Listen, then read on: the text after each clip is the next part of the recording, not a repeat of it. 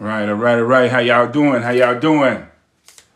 Good evening. This is once again we're here at Mazan K9 Kennel with our 5-part lecture series, mini lecture series, and we are on lecture 3, our third topic that we're discussing over this week, and we're talking about ultimately picking a puppy out, buying a puppy, what the process looks like. We talked about pedigree, the importance of pedigree, the importance of what's in the pedigree, how to identify certain things, to understand what type of traits and what type of accomplishments the parents, grandparents, great-grandparents have, with the emphasis on looking at the parents and also the grandparents more so. Okay, so we talked about that. We talked about whether you can visit the kennel. We talked about contracts. We talked about pickup, delivery, what that needs to look like. We have talked about understanding the breed standard, which we're going to cover just a little bit more in some detail here, certain aspects, so that you know. Please take the time to tap the screen for us, if you will, and also share the live. This is something, what I'm giving you, it generally relates to every dog breed you can think about. You think about a dog breed, you think about going into a particular category, and you're thinking about the function of the dog, the temperament, what the dog was created for, and whether that's a dog that's going to suit you. I was listening to Dave Wilson and some of those who are in leadership with the American Bully Kennel Club. And they were talking on last night about the possibility of expanding and writing what we call the micro or the mini bully into the official breed standard. What would that look like? Because that dog obviously has to be shorter than what the original numbers are for the pocket. These dogs are smaller than pockets. So they was looking at what changing the standard to fit that dog in, what it would look like. We're at the point where we are trying to pick our puppy out. So we've identified who we're going to buy from, the litter, the facility. And let's say that this is, the puppy is 6 weeks old. Okay. This is a good time that I figure it's good to look at the litter and to pick your puppy out 5, 6, 7 weeks old. Between 5 and 7 weeks old, it's gonna be a lot of stuff you can see in that puppy, from observing that puppy on its own, and then also observing that puppy in its litter, and observing that puppy dealing with a stranger, which might be yourself. So remember, we talked about understanding the breed standard, because every different dog breed has a breed standard. Your framework of knowing what you're looking for and knowing what you need ties into the breed standard of the dog. And we're going to use today, because I specialize in the Rottweiler breed, we're going to use the Rottweiler breed as an example multiple times this evening. But you got to find out what example to put in there according to what breed you're going after. Okay? I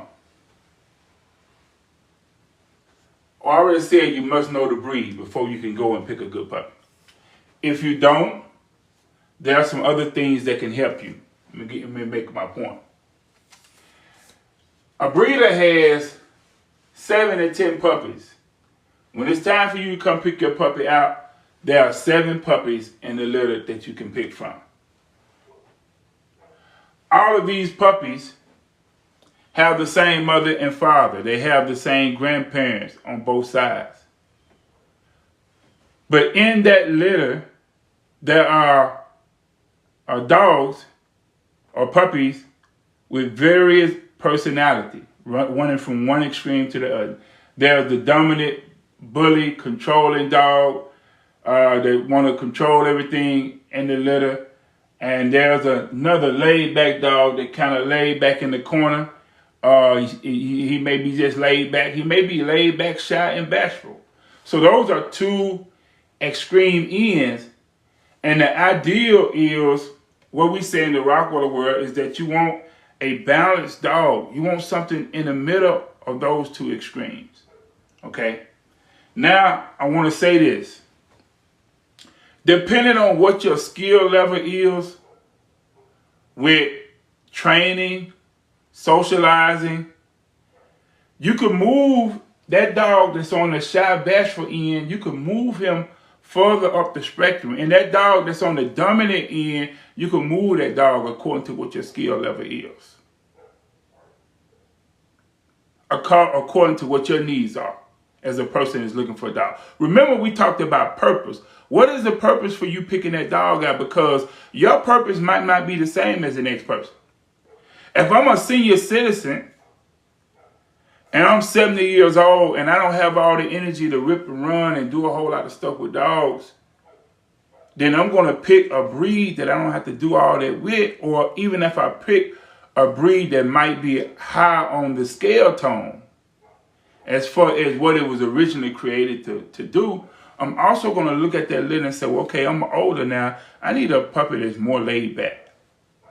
I don't have all the energy to do all the ripping and running, to deal with the biting and to make all these corrections. So I'm going to look at that litter and I'm going to pick a dog that's really kind of a puppy that's laid back. If I'm, for instance, I work in the Seeger world. I show dogs and Seegers in the same style that they do in Germany, the same style they have did for many, many years. And I also like my dog to be able to do work, okay? Whether my dog, I'm producing puppies and try to take them through sport training to get a sport title, or whether I am providing a client a puppy that need a personal protection puppy. Maybe they have some disabilities. They have to walk down the street to go and do certain things. And they don't want nobody hopping out the bushes on them, mugging them. So this person might need a personal protection dog, a dog that shows that it has everything that it's supposed to have to do some personal protection as it grows and develops. And that brings me to, what are the three essentials we're looking at in a dog? With the Rottweiler, we want a dog that has really nice structure. Okay? We don't want a dog with flat chest, flat feet, or dip in his back. You know what I'm saying? Angulations are too stiff. Very poor angulation. Because we know that dog is not going to be able to move good in the show ring. He's not going to look good. He's not going to really meet the full breed standard of what the dog's supposed to bring to the table. So we look at structure. Structure is important because structure is going to feed into both drive and temperament. If I have a dog that has a poor structure, yes, he may try to keep up when I'm jogging or when we're walking a long distance or when he's out on the show field. But his structure, his body is not going to allow him to keep up. I want you to understand that. So structure is important according to what you need the dog for. Then we're going to talk about drive. What is the dog's motivation level? In the Rottweiler world, we have, and I will point to Steve Wolfson's book, this book right here. It deals with the breed standard of the Rottweiler because we're using the Rottweiler as a model. But he points out what the breed standard says concerning the temperament of the Rottweiler. He said the Rottweiler is basically a calm, confident, and courageous dog with a self-assured aloofness that does not lend itself to immediate and indiscriminate friendship. So I know that when I approach this litter of puppies, I want to look at the dog that shows calmness, confidence, and courage. Does that dog have to immediately come running out to me barking and wanting to get down? No. I want the dog to look and say, hold on, let me see what's going on. Who is this cat? I want the dog, even as a puppy, to have some discernment.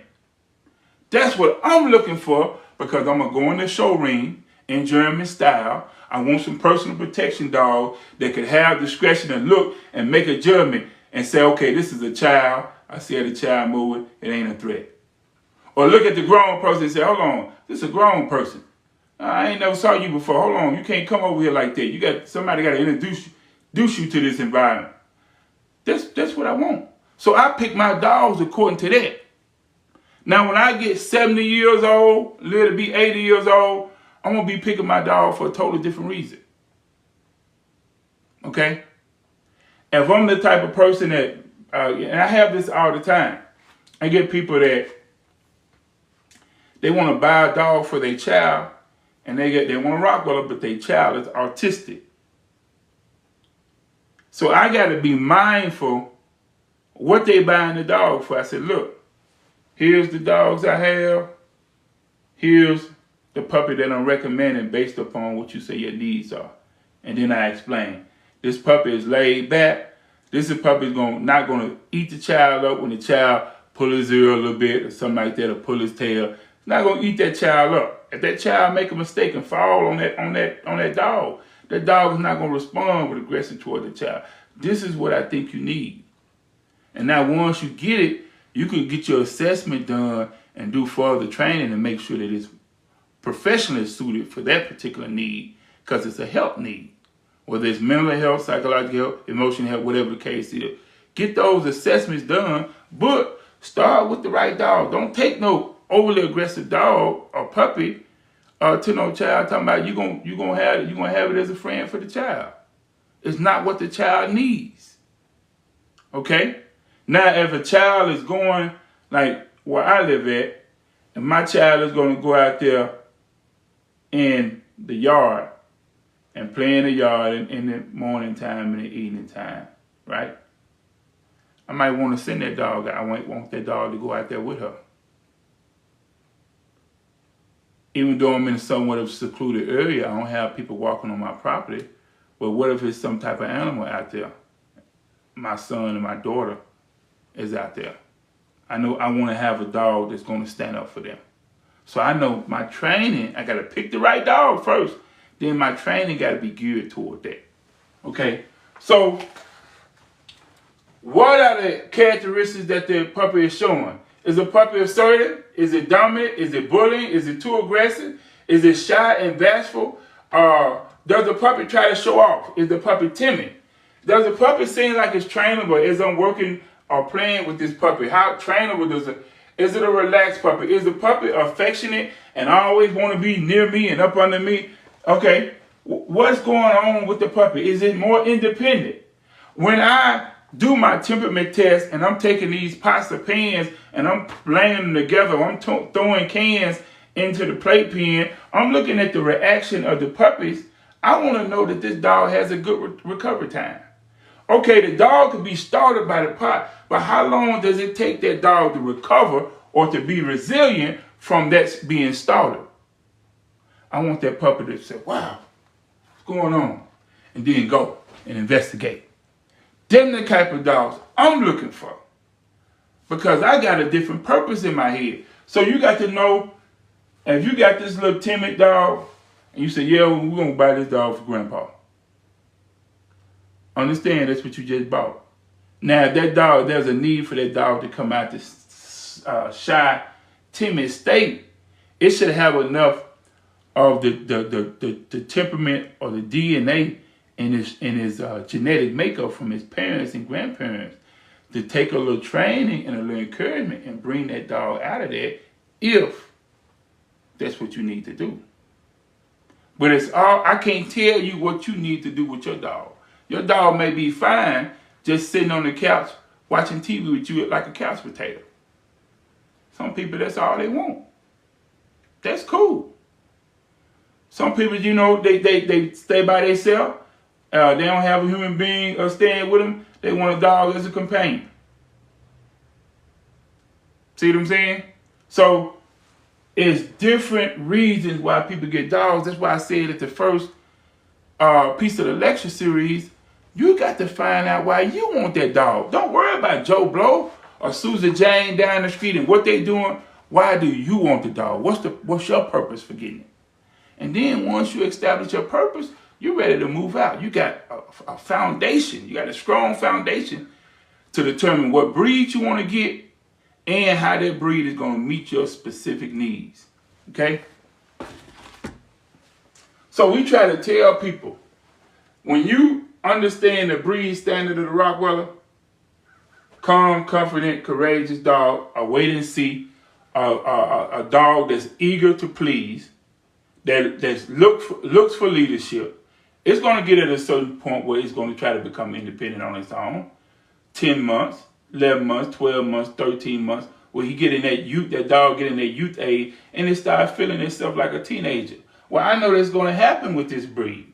How do what am I going to do to set myself up to be a successful dog owner, and also to set the dog up to succeed? So I know as a puppy, let me do a little training. Let me set some boundaries and some expectation with this dog that's going to be with me, hopefully for 10 to 12 years. So you're laying a strong foundation for that puppy, what we call imprinting.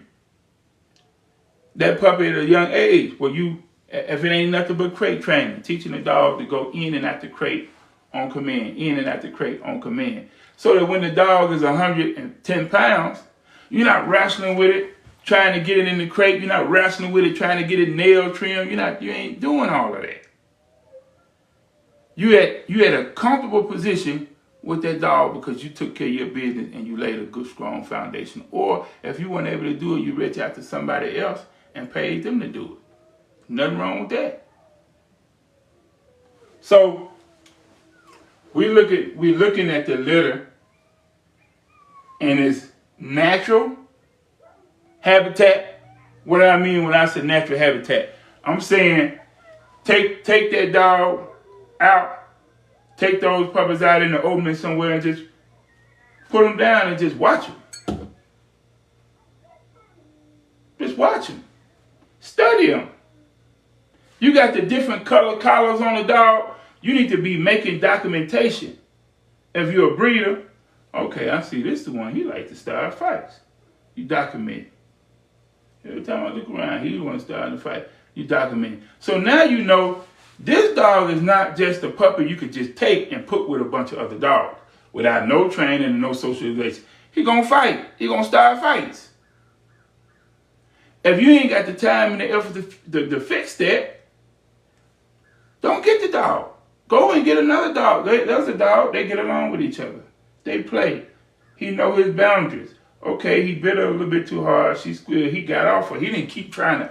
You know what I'm saying? So, all right, that's a suitable dog that can go with other dogs and play, if that's what you want to do. But pick the right puppy. Don't just say, oh, I picked this puppy because he came to me first. Or I picked this puppy because, oh, he's a black Corso. He's a blue Corso. I really love his color. No, you should have as a smart, intelligent human being, you should have a deeper meaning, a deeper significance behind whatever you do. Because God bless you to be a thinking human being. So you got to look at what's in front of you and you got to think, what do I need? What can I deal with? And that's why I'm telling these young brothers, I can't refer you to nobody that breeds the real South African boy, a dog that can get up to 200 pounds, originally bred and trained to guard livestock and to fight things like baboons and win. And you can't deal with a dog that's 100 pounds, but now you want one that's 200 pounds. I can't help you get that type of liability in your hand. And I know you ain't gonna do no training and nothing with the dog to make sure that the dog disciplined. So I stay out of that.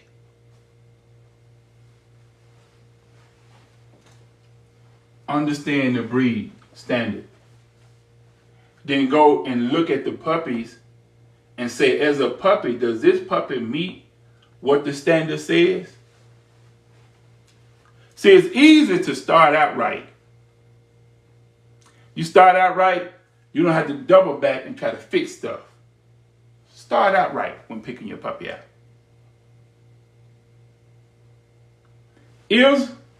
Do these puppies represent the breed standard? I'm looking at flat feet.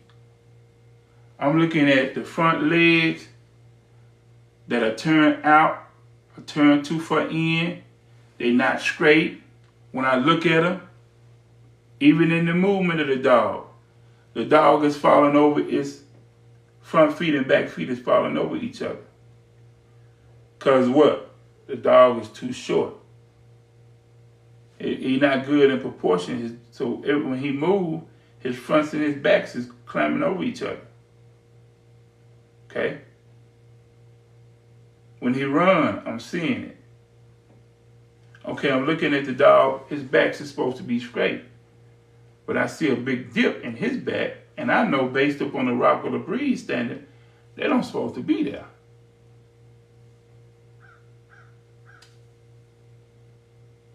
When you go in the mouth and you're looking at the teeth, and the puppy is a little older, but you see the overbite, the underbite. Rockwell standard, I read that they don't supposed to be like that. That goes back to what? Your pricing. That goes back to what? Understanding what lines you running. What's in the pedigree. Because I'll tell you right now, I got a dog, Bishop. Y'all seen Bishop, right? I'll tell you right now, I got a dog, Bishop. Y'all seen Bishop, right? Y'all seen Bishop, right? 2 months old right now. He's line bred. Okay? And when I got the puppies, I think it was about 7 puppies. And when I got the puppies, I think it was about 7 puppies. I think it was about 7 puppies. Probably about the time they turned 3 months, 3.5 months, I looked at that concern and it wasn't there any longer. What I was looking at had corrected itself.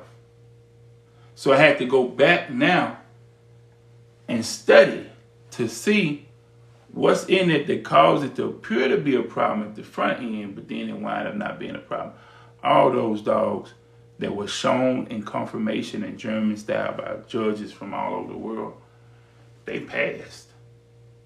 When I had a concern that they wouldn't pass. So I learned something dealing with that particular litter as it relates to this one particular issue that I thought I was seeing in all of them. So knowing the breed standard.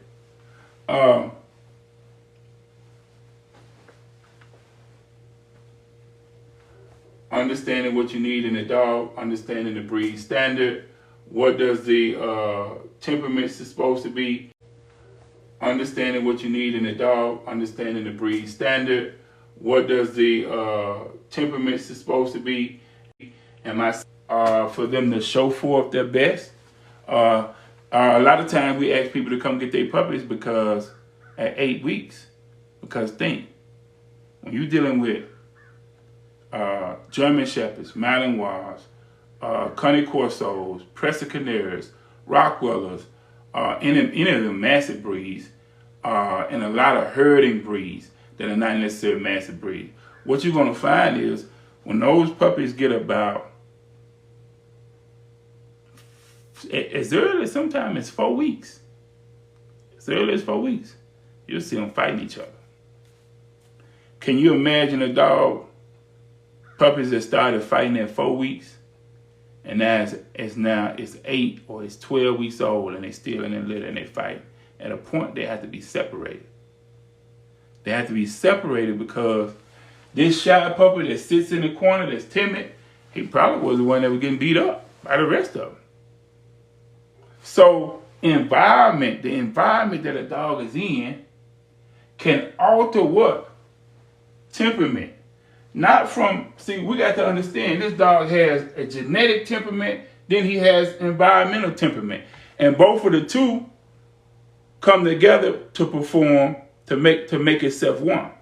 What is going on environmentally that feeds into the temperament? And then what's in the pedigree or in the bloodline, in the blood of the dog that makes that dog have this particular temperament? See what I'm saying? There are certain people they're not trying to fix the structure of their dog or the drive of their dog. They're breeding in such a way to fix the temperament because they don't like the temperament. Or they have the temperament and the structure, but they don't have the drive. So they're not trying to breed in such a way to implement that type of blood into their line. So that now you have the structure, you have the drive, you have the temperament, everything in balanced proportion. And that's what we try to do as Rottweiler breeders. We try to produce a well-rounded utility dog that can be used for multiple reasons, and that he has a good discernment and good reasoning and judgment based upon his temperament and the environment that we put him in. Any questions or comments before I get out of here? Those of you all who have tapped the screen, we're up to 163 in likes. I thought we could have did better than that. But I have given you all what I have given you. Tomorrow I'll see you back here, same channel, same time, 12 o'clock noon. Peace. Have a blessed rest of the day.